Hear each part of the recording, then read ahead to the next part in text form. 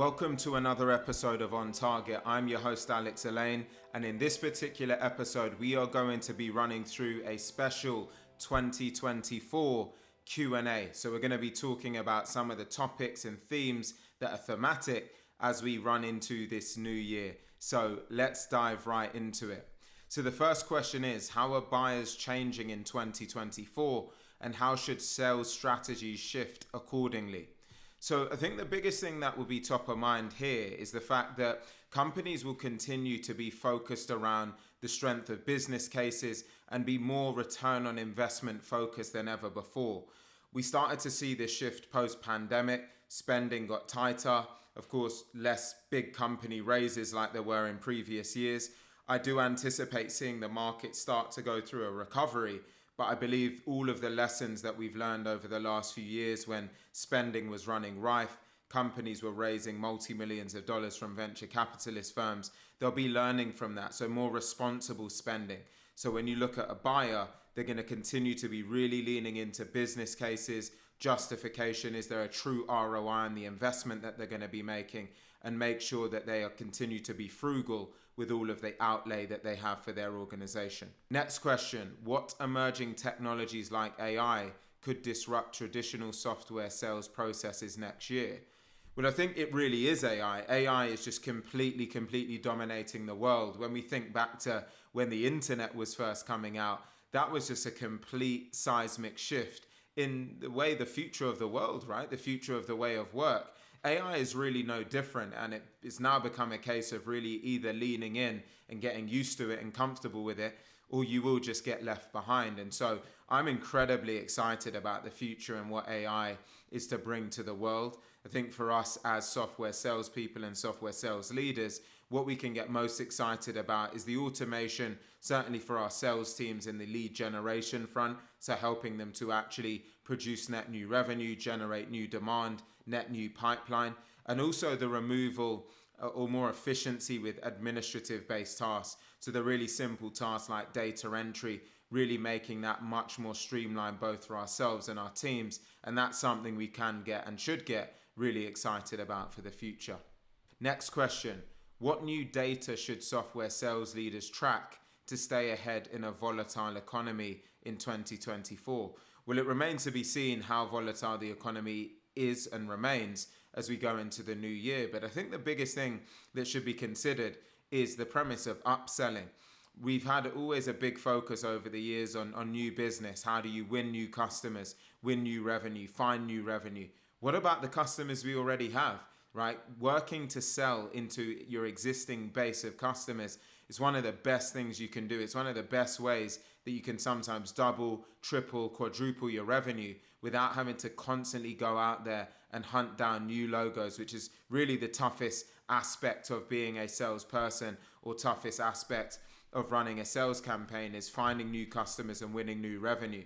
So I think that software sales leaders really need to be focused on upselling, finding net new revenue within their existing base of customers. Next question, with a possible recession, what proactive planning is essential over the next 12 months?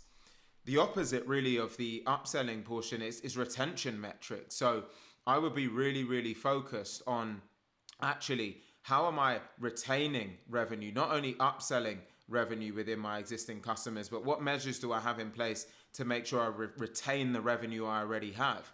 Say you've got $10 million of existing run rate revenue within your customers. Because the market is more competitive, you need to be thinking about how are you going to retain that revenue? What are you doing to make sure that your customers don't leave? If you've got that $10 million, you need to keep that. Not only think about growing it, but how do you keep it as well? So what can you do to make your product and service more sticky, drive more retention, and just a tighter relationship with your existing customers? Do you need to be doing more quarterly business reviews, actually sending your customers more data, more graphs so they understand exactly what their consumption looks like? All of this becomes more and more important, certainly as we go into next year. Next question, how should quotas, territories, and kickers get modernized to drive growth in 2024? So what I would say to this is that, I'd really be focusing on the industries that are recession-proof versus solely breaking out territories based on geographies. So what I see a lot of sales leaders do and a lot of companies is, of course, they'll say, right, this salesperson has this city or this country and these regions. Now, while that can be an effective strategy, I'd also be very much considerate of the industry specifically that you're going after. If you're going after industries that have historically been very volatile and they can fluctuate and go up, down, left and right, depending on the state of the economy or depending on the state of the world, there's risk there, and there's risk for your sales team. The fact that you might be putting them in a segment that could be up, down, left and right at any different time. Maybe you now want to focus on not only your geographies, but also industries that you know are growth industries, industries that you know are recession-proof and will continue to sustain the test of time, regardless of what's happening in the world at this time. Next question, what creative nurture and outreach will break through to elusive enterprise buyers next year? Really what I would say is you just got to be more creative in itself, and that means doing different things. When I started in my career, there was something that was quite big called canvassing, where you would actually go to offices door to door. Now, whether that works for you or not, you've got to figure it out, right? But I'm seeing more people do things like send handwritten letters because there's actual software you can leverage that automates the process of getting handwritten letters sent out. Maybe you go and send a package. Get really creative with your video outreach. Maybe get some of your colleagues involved. Do something that's just that little bit more different. Do get creative, right? You've got to, it's a bit of a war on attention right now. There's so many busy inboxes. There's so many messages going out on LinkedIn. You've got to ask yourself, what are you doing that is more creative and different that's going to set you and your team apart? I also think we're going to see a bit of a rise again in email. There's been a lot of talk around some of these other channels like LinkedIn voice notes and LinkedIn itself, videos.